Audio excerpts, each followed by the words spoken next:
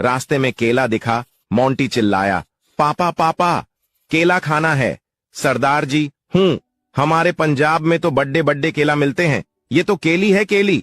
थोड़ी दूर आगे जाने पर समोसा दिखा। मोंटी चिल्लाया, पापा पापा, समोसा खाना है। सरदार जी, हूँ, हमारे पंजाब में तो बड्डे बड्डे समोसा मिलते हैं, ये तो समोसी है समोसी। ऐसा करते करते वो मोंटी को लेकर वापस घर आ गए और उसे कुछ भी नहीं खिलाया। मोंटी का गुस्सा 7वें आसमान पर था।